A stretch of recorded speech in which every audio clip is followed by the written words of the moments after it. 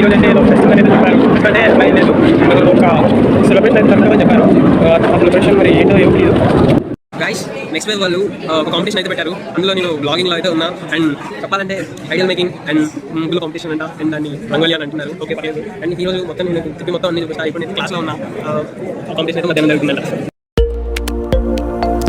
అంతా అలజల్ అయితే జరుగుతుంది ఈరోజు. ట్రెడిషనల్గా అయితే అందరూ రెడీ అయితే వచ్చేసారు. మన బ్లాగ్కి అయితే పర్మిషన్ ఇచ్చేసారు. ఇంకెందుకు ఆలస్యం అని చెప్పేసి మొదలు పెట్టేసా.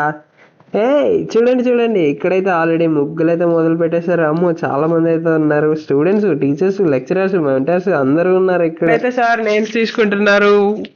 ఎవరెవరు దేనికోసం అని కావచ్చు. మనం అందరం ఎదురు చూస్తున్న కాంపిటీషన్ అయితే స్టార్ట్ అయిపోయింది గాయస్. అందరూ చాలా ఇంట్రెస్టెడ్గా ఉన్నారు, చాలా కష్టపడుతున్నారు కూడా.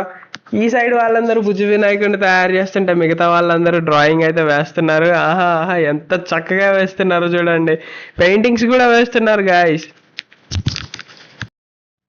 యా మేమే తక్కువ అనుకుంటే మన సీనియర్ లెక్కలు అయితే వాళ్ళ టాలెంట్ అయితే చూపించేస్తున్నారు. మరి ఇంకో వైపు అయితే మన వాళ్ళు మన మేడం తోటి ముచ్చట్లు అయితే వేసేస్తున్నారు.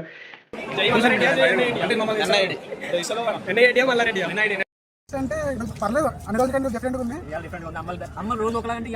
కొంచెం డిఫరెంట్ ఉన్నారు.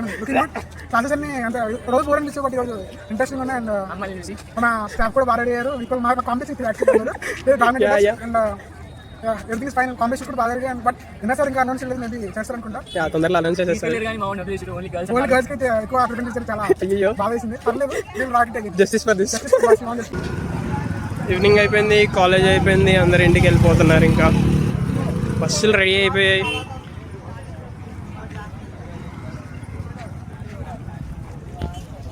Okay Guys, this is it for today. Bye bye.